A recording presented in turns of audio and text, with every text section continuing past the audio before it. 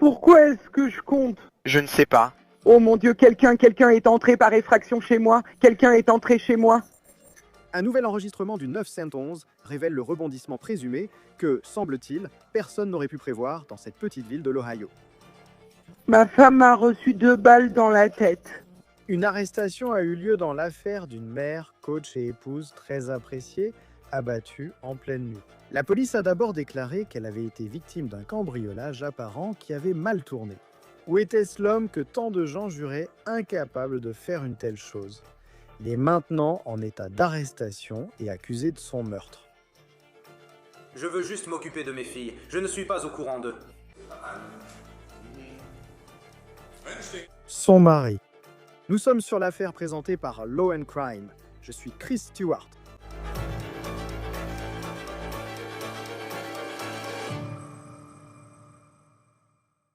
Quand j'ai appris cette nouvelle, j'étais sous le choc. Non seulement le mari d'Ashley Flynn, un ancien pasteur, leader de louanges et candidat à American Idol, est accusé de son meurtre, mais il est aussi soupçonné d'avoir fait de grands efforts pour le dissimuler. Je viens de recevoir l'appel au 911 qui a été passé vers 2h30 du matin. Depuis la maison d'Ashley Flynn, c'est son mari qui est au téléphone, paniqué. Commençons depuis le début. Oh mon Dieu, quelqu'un est entré par effraction chez moi. Quelqu'un est entré chez moi. Est-ce qu'ils sont toujours là? Je ne sais pas. Et Quelle est l'adresse? 932 County Damcourt, Ohio. S'il vous plaît, dépêchez-vous. S'il vous plaît, dépêchez-vous. C'est Caleb Flynn qui affirme qu'un cambrioleur est entré et a tiré sur sa femme. Il donne des détails à ce sujet. Qu'est-ce que vous voyez?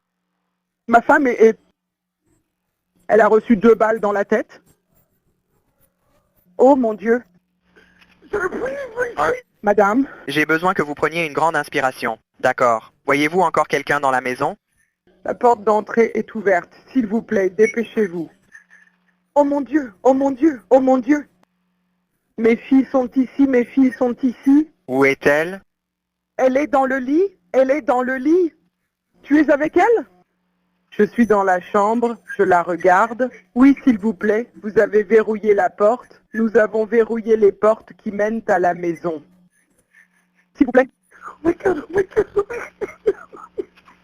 Où se trouve cette chambre dans la maison? Mon collègue est en train de les envoyer. D'accord, mais j'ai besoin que vous répondiez à ma question pour que je puisse vous aider le plus rapidement possible. D'accord. Où êtes-vous? Dans la maison? Je suis dans la chambre avec elle en ce moment. Ma fille est dans sa chambre. Donc tu n'y es pas. Vous n'êtes pas avec les enfants. J'étais avec les enfants quand c'est arrivé. D'accord. Mais vous n'êtes pas avec eux maintenant. Non, ils sont dans leur chambre et dorment encore. Oh mon Dieu, oh mon Dieu, oh mon Dieu, oh mon Dieu, oh mon Dieu. Il y a un peu de confusion au téléphone sur la localisation des enfants et de lui-même dans la maison. Et il dit que les enfants dorment encore, même si leur mère a été abattue par quelqu'un qui, selon lui, est entré dans la maison puis s'est enfui. Ce qui me frappe vraiment, c'est qu'ils ne courent pas dans leur chambre pour aller vérifier comment ils vont, et ils se contentent de dire qu'ils dorment encore. Voici ce qu'il a dit sur l'endroit où se trouve Ashley. Il dit « Elle est morte au lit ». Est-ce que vous entendez quelque chose? Non, j'ai frotté sa jambe et j'ai dit son nom, elle ne répond pas. D'accord, votre fille ne vous répond pas. Attends, je suis... Qu'est-ce que vous dites? Qu'est-ce que vous avez dit? Votre fille ne vous répond pas? Non, ils sont de l'autre côté de la pièce, dans leur chambre. D'accord. Entendez-vous un bruit à l'intérieur de la maison? Non, son visage est... Oh monsieur, son visage est... Ma femme, expliquez-moi. D'accord? Le visage de qui? Le visage de ma femme? Le visage de votre femme? Oui, celle qui a été abattue. Elle a été quoi? Abattue? J'ai dit... D'accord. Où a-t-elle été touchée? À la tête. J'espère qu'ils ne sont pas partout. D'accord. Est-ce qu'elle respire? Non, je ne crois pas. Ashley, chérie, s'il te plaît. Oh mon Dieu. Non, elle ne va pas bien. Elle ne vous répond pas. Non. La police pense que ce que vous entendez dans cet enregistrement est prétendument une mise en scène, que c'est la personne qui a abattu sa femme. C'est ce dont il est accusé. Il est intéressant qu'il connaisse le nombre exact de balles qui ont touché sa femme. Et remarquez aussi qu'il ne va pas directement vérifier comment vont les enfants. À la fin de cette partie de l'enregistrement, la police arrive. Qu'est-ce que je fais? Qu'est-ce que je fais? Qu'est-ce que je fais? Est-ce qu'elle respire? Je ne pense pas qu'il y ait eu 2 coups de feu. D'accord. Si tu t'en sens capable, va chercher un chiffon et mets un tissu sur cette blessure par balle, d'accord? Oui, comme une serviette, mais n'appuie pas directement dessus. Pose-la simplement sur la blessure sanglante. D'accord. D'accord.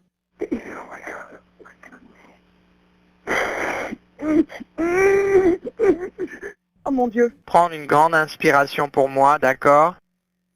D'accord, d'accord.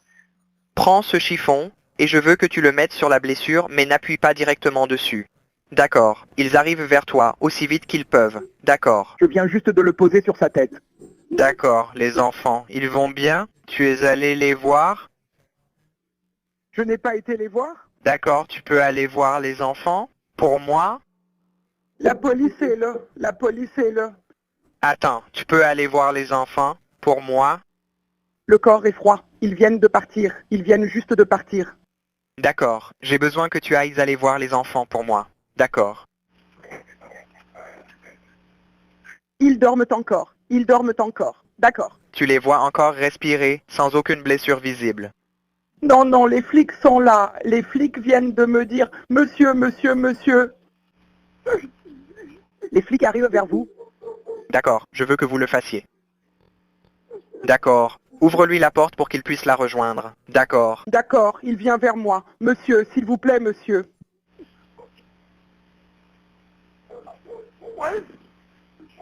Je ne sais pas. La porte de la porte croisée est grande ouverte. Je suis elle, il est sa femme, son mari.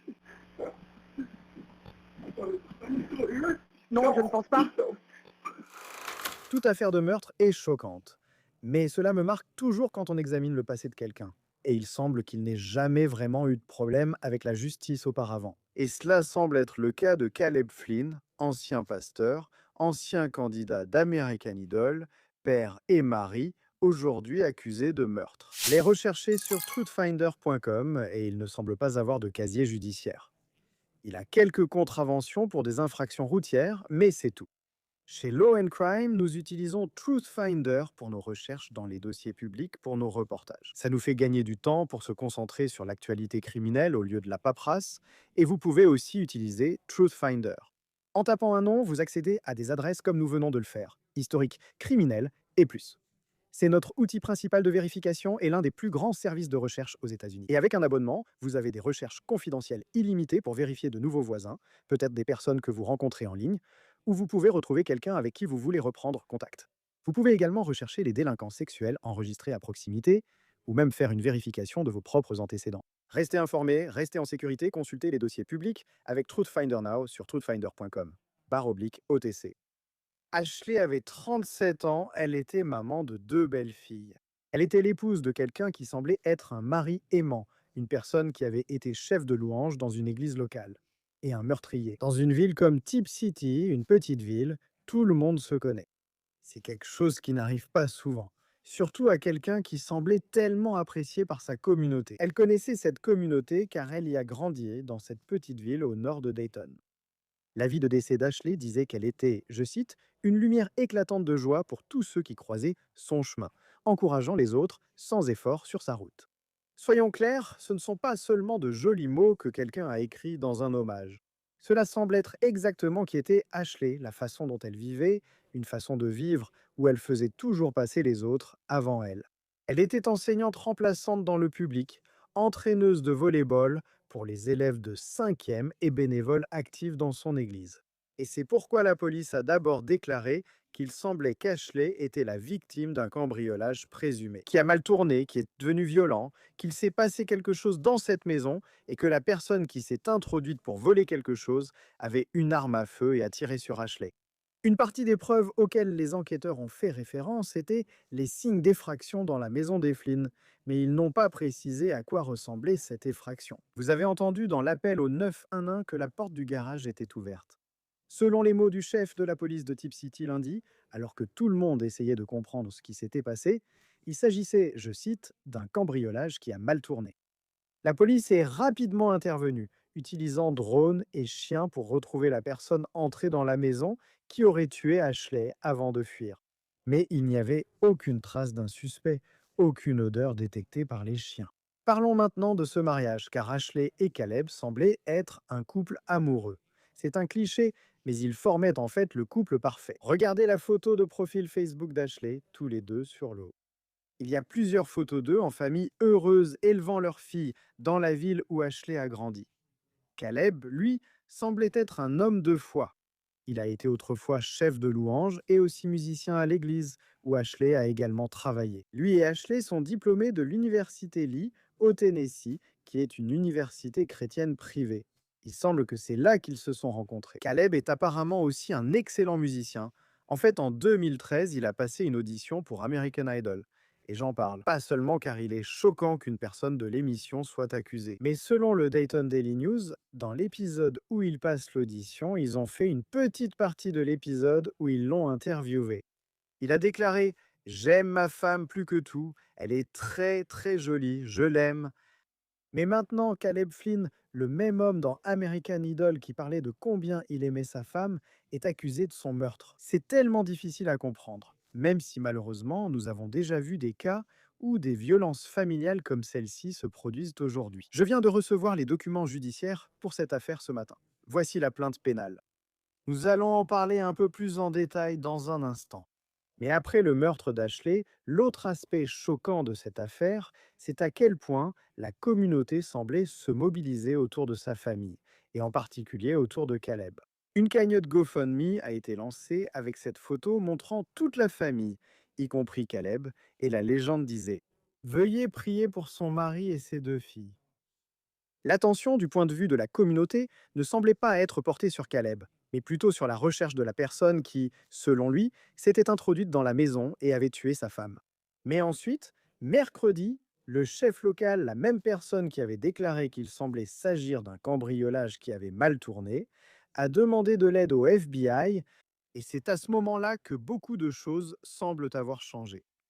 Donc, ce chef publie une déclaration, et cela a attiré notre attention parce qu'il n'avait pas diffusé beaucoup d'informations. Mais il a qualifié le meurtre d'Ashley de ciblé, et il a également dit qu'il ne pensait pas que le public était en danger. Il est toujours intéressant quand les forces de l'ordre emploient ce langage. Parce que si un homme était entré par effraction chez les Flynn, avait tiré et tué Ashley Flynn, puis s'était enfui et était toujours en fuite, pourquoi le public ne serait-il pas en danger, à moins que personne ne soit réellement entré par effraction? La police ne divulgue toujours pas beaucoup d'informations, mais on ne sait pas où se trouvait l'arme du crime ni à quoi ressemblait l'effraction dans la maison. Beaucoup se demandaient pourquoi Ashley avait affronté la personne. Caleb a dit aux autorités que cette personne était entrée dans la maison. Où était-il à ce moment-là? Pourquoi était-ce elle qui a affronté ce cambrioleur présumé? Maintenant, jeudi soir, Caleb Flynn a été détenu au centre pénitentiaire du comté peu après 17 heures locale. Et il fait face à une accusation d'homicide, 2 chefs d'agression criminelle et 2 chefs de falsification de preuves. Voici la plainte pénale, qui affirme que Caleb a encore tiré sur Ashley avec un pistolet 9 mm. On ne sait pas si les forces de l'ordre avaient l'arme du crime ou s'il y avait des douilles qui leur ont permis de le déterminer. Le meurtre présumé a eu lieu tôt le lundi matin, mais il n'est pas clair précisément quand et combien de temps après le meurtre présumé Caleb a appelé le 911. Qu'a-t-il fait pendant ce laps de temps? Il est allégué qu'il a tenté de dissimuler la scène du crime. Les 2 chefs d'agression criminelle semblent liés au nombre de balles tirées. Il y a une autopsie d'Ashley qui est toujours en attente. Et la plainte pénale indique clairement que Caleb a tenté d'induire les policiers en erreur en maquillant la scène du crime. Flynn a comparu pour la première fois devant le tribunal de l'Ohio vendredi matin. Monsieur Flynn, vous avez plusieurs accusations ici. Le premier chef d'accusation est un meurtre, un crime de premier degré. Les chefs 2 et 3 sont tous deux des accusations d'agression criminelle, des crimes de 2e degré. Le chef d'accusation numéro 4 est la falsification de preuves, un crime de 3e degré, et c'est le chef 4. Le 5e chef d'accusation est la falsification de preuves, un crime de 3e degré. Monsieur Falker. Honoré Monsieur Flynn Taylor, mais c'est parce que je fais une présentation, c'est ce que Flynn fait. Résident à Tip City, il ne possède aucune entreprise commerciale, il ne fait partie d'aucun contrôle. Il n'y a aucune accusation contre lui et il n'a pas de casier judiciaire. Qui doit établir des cautions raisonnables? Monsieur Flynn, nous allons fixer votre affaire pour une audience préliminaire la semaine prochaine, le 26 février à 13 heures. Vous pouvez être représenté par un avocat. Si vous n'en avez pas les moyens, demandez au bureau de l'avocat commis d'office qui vérifiera votre éligibilité à un avocat désigné par le tribunal. Est-ce que vous comprenez tout cela? Souhaitez-vous dire quelque chose au tribunal sur la caution dans cette affaire? Désolé que vous soyez sorti là-bas. Souhaitez-vous dire quelque chose au tribunal sur la caution dans cette affaire? Je ne comprends pas vraiment cela. D'accord. Donc le tribunal doit fixer une caution, monsieur, pour garantir votre présence? D'accord. Donc le tribunal va fixer une caution. Et vous avez le droit de me dire « je ne présente pas de risque de fuite, je présente un risque de fuite ou quoi que ce soit de ce genre. » Souhaitez-vous me dire quelque chose à ce sujet? Désolé, je veux juste m'occuper de mes filles. Je ne présente pas de risque. Je comprends. D'accord, oui. Monsieur. Eh bien, le tribunal va ordonner une caution globale de 2 millions de dollars dans cette affaire, couvrant toutes vos accusations. Si vous payez la caution, le tribunal ordonnera un contrôle judiciaire avec assignation à résidence sous surveillance électronique. De plus, le tribunal ordonnera que vous n'ayez aucun contact, direct ou indirect, même par l'intermédiaire d'un tiers, avec. Vous n'êtes pas autorisé à leur parler de quelque manière que ce soit, y compris par communication électronique. Il est interdit de communiquer via des membres de la famille, sans exception. Comprenez-vous tout cela? Oui, monsieur. D'accord, merci. L'audience est levée. Merci, monsieur. Il a plaidé non coupable des accusations. Sa caution a été fixée à 2 millions de dollars et il sera placé sous surveillance électronique et assigné à résidence s'il parvient à payer la caution. Vous avez vu son émotion quand on lui a annoncé qu'il ne pourrait pas voir ses enfants. Maintenant, la cérémonie en l'honneur de l'épouse de Caleb, sa présumée victime, Ashley Flynn, est prévue pour dimanche après-midi. C'est dans la même église où ils travaillaient tous les deux, et maintenant c'est un lieu où la communauté se rassemble. Beaucoup de personnes qui, d'ailleurs, ont soutenu Caleb lorsque les accusations extérieures ont commencé à arriver. Quand vous avez vu des personnes qui couvrent des affaires criminelles dire « Eh bien, j'ai déjà vu cette histoire », ça devait forcément être le mari. Beaucoup de gens à Tip City, dans l'Ohio, disaient que ce ne serait pas le cas ici. Mais comment quelqu'un pourrait-il soupçonner un mari aimant, un père attentionné, un homme de foi, d'être finalement accusé de ce dont Caleb est maintenant accusé? Malheureusement, dans ce cas, ce qui s'est passé est ce que nous avons vu dans beaucoup de cas de violence familiale, où un mari ou un compagnon est accusé d'avoir ôté la vie à la personne dont il semblait le plus proche et qu'il aimait le plus. Alors que les forces de l'ordre continuent de rassembler les éléments de leur enquête, il y a beaucoup de rumeurs en ligne, mais nous ne savons pas encore officiellement quel est le mobile. Pourquoi? Ce père, ce mari, aurait prétendument tué sa femme au milieu de la nuit, puis mis en scène le tout comme un cambriolage qui aurait mal tourné. Rejoignez-nous pour discuter de cette affaire avec l'ancien commandant de police Mike King, animateur de Profiling Evil et Gardens of Evil dans la secte Zion Society. Nous en parlerons un peu plus, d'ailleurs je viens tout juste de commencer à l'écouter et c'est vraiment passionnant. Nous parlions de cette affaire plus tôt cette semaine lorsque l'histoire a éclaté et selon la police, il semblait s'agir, selon leurs mots, d'un cambriolage qui a mal tourné et il y avait des signes d'effraction. Je sais aussi que nous observions le quartier et ce que cela signifiait. Et dans ces cas-là, j'ai l'impression qu'on voit toujours la même chose. Beaucoup de commentateurs disent « Eh bien, ça doit être le mari ». Mais tout le monde jurait que ce n'était pas le cas. Et maintenant, il fait face à une accusation de meurtre. Je suis un peu bavard à ce sujet, car c'est toujours choquant quand cela arrive. En même temps, tu prends du recul et tu le vois sans cesse, comme dans ta carrière. Qu'est-ce qui fait que ces affaires sont ainsi? Et on ne connaît pas encore le mobile, mais comment ces choses arrivent-elles réellement?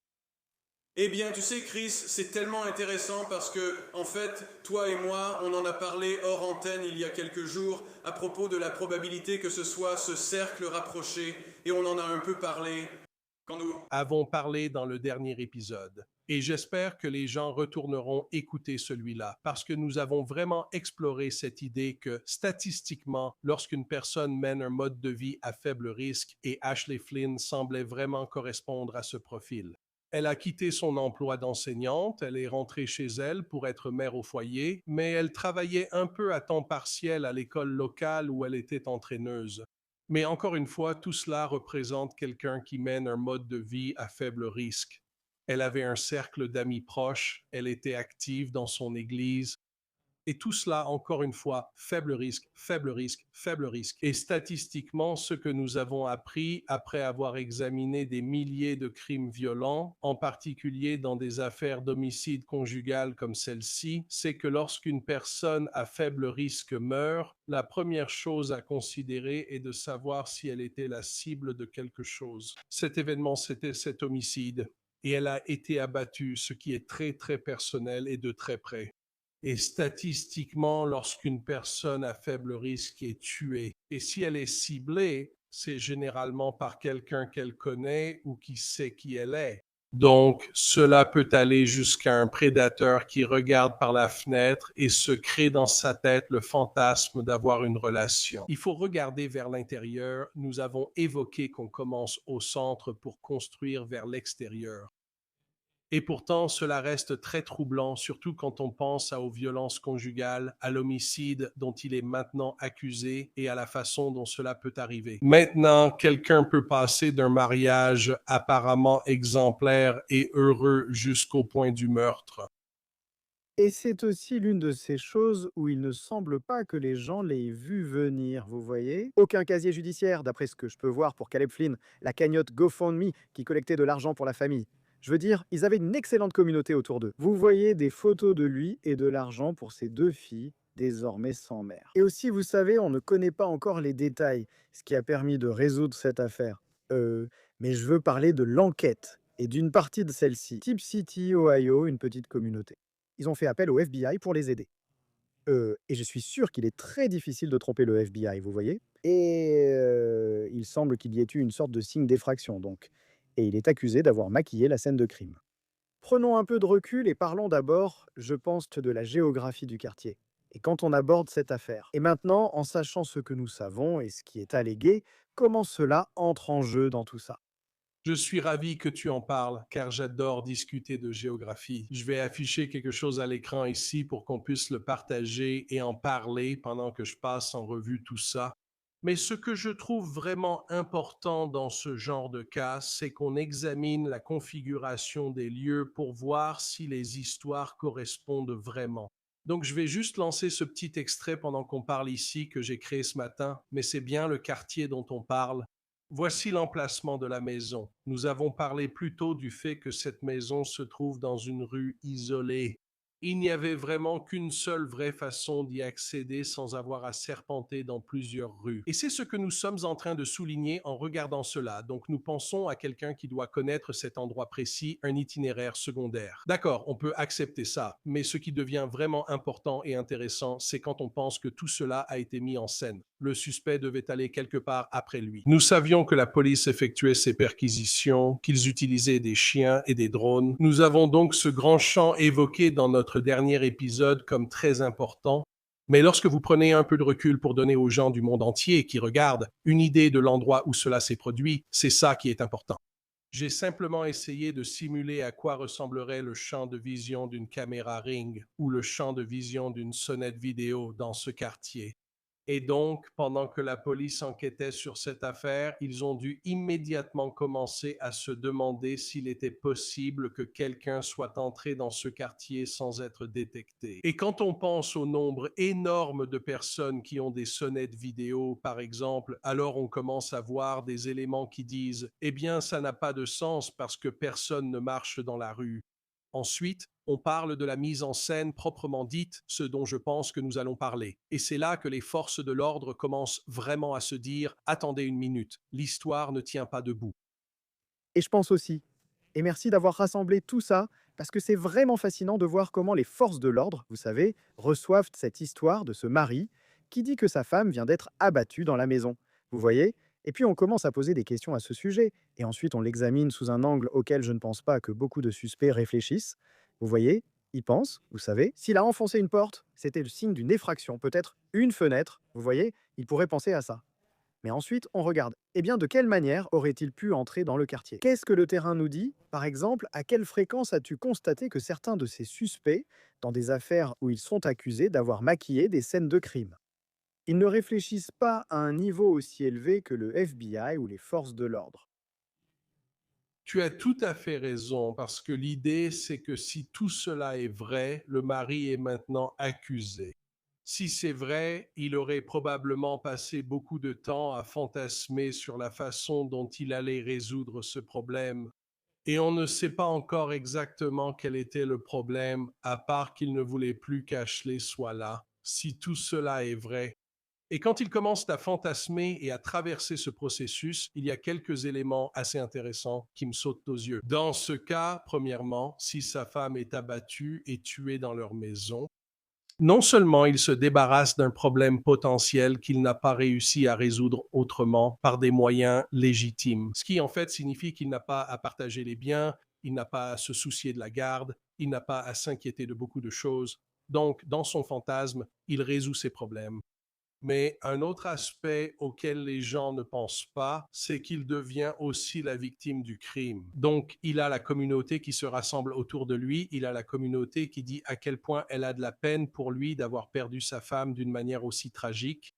Et donc, alors qu'ils sont consumés par le fantasme, ils oublient les éléments essentiels qui deviennent si critiques. Est-ce que toutes les autres preuves, en dehors de votre témoignage sur ce qui s'est passé, est-ce que toutes les autres preuves le confirment? Et c'est là que ces affaires commencent vraiment à s'effondrer. Quand on regarde, vous savez, certains des éléments, on sait qu'il y avait des signes d'effraction. Et qui sait, vous savez, la police, lundi. Je pense qu'ils adoptent l'approche suivante. D'accord, écoutons ce mari. Et oh, c'est un cambriolage qui a mal tourné. Et vous savez, ensuite, ils commencent vraiment à creuser dans l'enquête, même avec quelque chose comme ça. Vous savez, les signes d'effraction. Comment faites-vous pour prendre ce que vous voyez sur le terrain, puis l'appliquer à l'histoire, celle que raconte ce mari à propos de ce qui s'est passé, pour déterminer si c'est vrai ou non? Oui, je pense qu'il faut regarder l'affaire dans sa globalité. Et peut-être que le chef a fait ses commentaires au début, disant que c'était un cambriolage qui a mal tourné, parce que c'était une façon simple pour eux de continuer à travailler sur l'enquête. Et je dois espérer que cela fait partie de ce qu'il fait, parce qu'il fait aussi un commentaire que j'ai trouvé vraiment important. Il dit: « Nous ne pensons pas que cela représente une menace pour la communauté. Nous pensons que c'était un incident isolé, ce qui vous indique qu'ils ont une piste qui les mène ailleurs. » Mais ils ne veulent pas non plus alerter qui que ce soit, parce qu'ils veulent peut-être faire d'autres examens médico-légaux ou suivre quelqu'un, voir ce qu'il fait. Mais si vous regardez l'ensemble et que vous prenez en compte des éléments comme la carte, nous avons examiné les points d'entrée et de sortie, les caméras, l'absence de preuves pour soutenir l'idée qu'il s'agit d'un intrus qui entre. Et puis vous commencez à regarder l'intérieur de cette maison et le garage, cette porte, et nous avons pu les voir plus tard sur certaines images dans des reportages que j'ai vu les forces de l'ordre découper l'encadrement de la porte. Donc je suppose que ça va servir de preuve, où ils vont montrer comment cette porte a été forcée, est-ce qu'elle a été forcée avec un levier, est-ce qu'elle a été défoncée à coups de pied. Mais ce qui devient très intéressant et ce que nous apprenons, c'est que dans ce garage, il y avait un congélateur appuyé contre cette porte. Il aurait donc fallu que cette porte soit défoncée à coups de pied. Mais ensuite, il aurait aussi fallu pousser cette porte suffisamment pour déplacer le congélateur et pouvoir entrer. Et puis, miraculeusement, il a laissé son arme dans le véhicule et cette arme est la même qui a servi à tuer cette personne. Donc non seulement ce prédateur entre, mais il fouille aussi dans le véhicule, il trouve l'arme et il utilise cette arme. Il monte discrètement à l'étage dans la chambre et tire 2 fois dans la tête d'Ashley. C'est très ciblé, c'est très personnel, ça n'a rien à voir avec un cambriolage. Oui, et c'est le genre de choses où quand on voit une affaire comme celle-ci, et ce n'est pas, je dirais, courant, mais on en a déjà vu des exemples. Vous avez un suspect en salle d'interrogatoire, sans antécédent criminel, probablement jamais confronté à cette situation, qui raconte son histoire. Comment faites-vous pour exploiter les indices de la scène de crime, pour les coincer, pour décortiquer l'histoire et atteindre la vérité? Oui, oui, je veux dire, vous commencez par l'interrogatoire, vous commencez à poser des questions et vous laissez la personne donner sa version des faits. Peut-être des reconnaissances de faits, pas des aveux, parce que nous savons qu'il n'y a pas eu d'aveu au début. Qu'il les ait maintenant ou non, on ne le sait pas avec certitude, mais vous laissez ces déclarations commencer à émerger, puis vous permettez aussi que cette conversation soit remise en question et contestée par des éléments comme celui-ci. Vous pourriez découvrir, en fouillant le web profond et le dark web, des activités qu'ils pourraient avoir, ce qu'ils font sur les réseaux sociaux ou leur téléphone les localise. Est-ce que des relations sont en train de se nouer? Et il y a tellement de choses que nous ignorons sur cette affaire, mais il y a un moteur derrière tout ça. Que ce soit simplement pour s'enfuir et s'approprier tous les biens, ou s'il y a une relation secrète à côté dont nous ne sommes pas au courant, et tout cela, j'en suis sûr, finira par être révélé. Mais c'est à ce moment-là que les vraies informations commencent à se recouper et à soit corroborer, soit exclure, puis à être utilisées pour discréditer leurs témoignages. Quand on regarde des affaires comme celle-ci, il y a eu des cas très médiatisés impliquant des maris ou des femmes, mais des conjoints ou conjointes qui font quelque chose comme ça.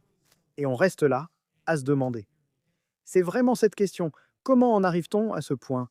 Comment quelqu'un peut-il, je veux dire, dans ce cas aussi? J'essaie toujours de ne pas juger trop vite dans ces situations, parce qu'on ne sait pas tout. Mais quand on regarde les commentaires, il y a énormément de gens qui disent que c'est le mari qui l'a fait. Et tu sais, parce qu'on a déjà vu ce genre de profil d'affaires auparavant. Mais là, je veux dire, cette communauté disait qu'il n'y avait tout simplement aucune chance. À quel point as-tu vu ce genre de choses arriver? Que quelqu'un puisse être accusé de quelque chose d'aussi horrible, mais en même temps présenter une telle image publique? Tu n'aurais jamais deviné qu'ils auraient eu en eux le gène pour faire quelque chose comme ça. Oui, tu mets vraiment le doigt dessus. Parce qu'en profilage, ce qu'on fait, c'est qu'on regarde trois personnalités que nous avons tous. L'une est cette facette publique, celle qui dirige la chorale de l'église. Être le gars génial du quartier qui salue tout le monde, celui qui apporte de la soupe au poulet au voisin quand il est malade. C'est cette personnalité publique. C'est la même chose que la persona que toi et moi adoptons quand nous faisons ton émission. Nous essayons de donner la meilleure image de nous-mêmes, de dire voilà où nous en sommes. C'est ainsi que j'aime être perçu.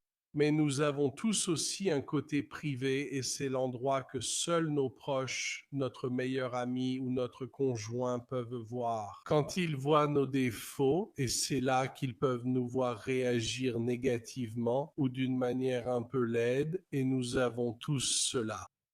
Et puis, il y a le côté secret. Et comme mon mentor avait l'habitude de dire, le diable de Tasmanie qui vit dans les parties les plus profondes et reculées de notre esprit. Il se dit, je vais le faire et bon sang, je vais m'en tirer. Et c'est glaçant d'y penser, je veux dire, le processus de réflexion qu'une personne qui semble si parfaite pourrait avoir. Rien que le processus de réflexion, la planification, puis aller au bout. Et nous en apprendrons plus au fur et à mesure que l'affaire avance, mais c'est juste que, aussi courante que puissent être ces affaires parfois. C'est toujours choquant et jamais quelque chose qui semble normal quand on le voit. Nous entendrons sa version, verrons les preuves au fil de leur présentation et ce qui pourrait suivre. Mike King, c'est toujours un plaisir de vous avoir sur Law and Crime. Avant de partir, je souhaite parler de votre nouveau podcast dont l'épisode 3 vient de sortir. Que doivent-on savoir les auditeurs? Eh bien, Gardens of Evil, à l'intérieur de la secte Zion Society, nous sommes à la saison 5 de la série de podcasts American Nightmares. C'est un podcast extrêmement populaire. Il s'agit d'une secte que j'ai démantelée il y a de nombreuses années lorsque nous avons sauvé un groupe d'enfants dans cette affaire. Et c'est une occasion pour les enfants, qui sont maintenant des femmes et des hommes âgés de 45 à 55 ans, de pouvoir raconter leur histoire. Pour les enquêteurs présents lors de la descente dans le complexe, de raconter leur histoire. C'est une façon de faire ressortir cette histoire et, espérons-le, d'apporter une guérison supplémentaire, mais surtout d'empêcher que ce genre de choses ne se reproduisent. Oui, je viens de commencer à l'écouter. Excellent podcast, je le recommande à tous. Mike King, commandant de police retraité, anime Profiling Evil. Toujours un plaisir de vous avoir sur Law and Crime. Merci d'être là. Merci Chris. C'est tout pour cette édition de On the Case, présentée par Law and Crime. Abonnez-vous à notre chaîne YouTube et sur Spotify. Et maintenant, nous sommes aussi en streaming sur Peacock. Je suis Chris Stewart, on se retrouve la prochaine fois.